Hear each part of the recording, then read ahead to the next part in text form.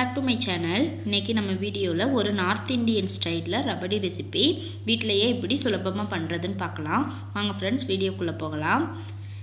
இந்த ரபடி பண்ணுறதுக்கு ஃபஸ்ட்டு அடுப்பில் ஒரு அடி கனமான பாத்திரம் வச்சுட்டு அதில் ஒரு 1/2 லிட்டர் அளவுக்கு நான் பால் சேர்த்துக்கிறேன். 1/2 லிட்டர் பால் சேர்த்து செஞ்சோன்னா நமக்கு ஒரு 100 ml அளவுக்கு தான் இந்த ரபடி கிடைக்கும். பால் நல்லா கொதிக்கணும். ஃபஸ்ட்டு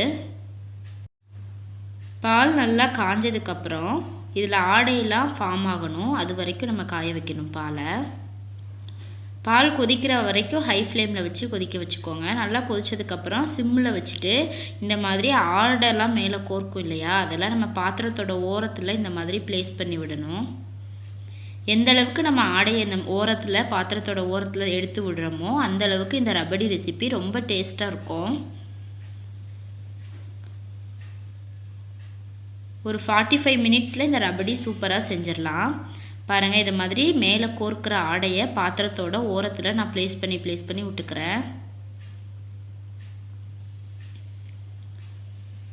அடுப்பு சிம்மில் வச்சு செஞ்சால் தான் நமக்கு நிறைய ஆடை கோர்க்கும். பாருங்கள், நான் எந்த அளவுக்கு ஆடை எடுத்து விட்ருக்கேன்னு. இது ஒரு நார்த் இந்தியன் டெசர்ட்னு கூட சொல்லலாம். ரொம்ப டேஸ்ட்டாக இருக்கும் இது. இப்போ இதில் நான் ஒரு 3 ஏலக்காய் இந்த மாதிரி இடித்து சேர்த்துக்கிறேன். குங்குமப்பூ வேணாலும் நம்ம சேர்த்துக்கலாம். நான் இன்றைக்கி குங்குமப்பூ எதுவும் சேர்க்கல. வீட்டில் உள்ள பொருட்களை வச்சே தான் நான் இந்த ரபடி ரெசிபி பண்ணுறேன். ஒரு 10 பாதாம் இந்த மாதிரி பொடியாக கட் பண்ணி வச்சுருக்கேன், அதையும் சேர்த்துக்கிட்டேன். இந்த பால் இன்னுமே நமக்கு திக்காகணும். ஒரு 1/2 கப் அளவுக்கு சர்க்கரை சேர்த்துக்கிறேன். மில்க் மேட் இருந்தால் அது கூட சேர்த்துக்கலாம். நான் இன்றைக்கி சர்க்கரை சேர்த்து தான் பண்ணுறேன்.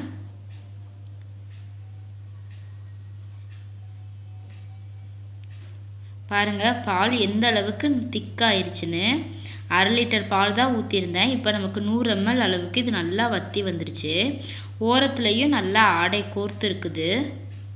இது கரெக்டான கன்சிஸ்டன்சி. இந்த ஸ்டேஜில் நம்ம ஓரத்துலலாம் எடுத்து வச்சுருந்த ஆடையை உள்ளே சேர்த்துக்கலாம். இதை சேர்த்து நல்லா மிக்ஸ் பண்ணிக்கலாம். இது சூடாக சாப்பிட்றத விட ஃப்ரிட்ஜில் எடுத்து வச்சுட்டு கூலாக சாப்பிட்டிங்கன்னா ரொம்ப டேஸ்ட்டாக இருக்கும்.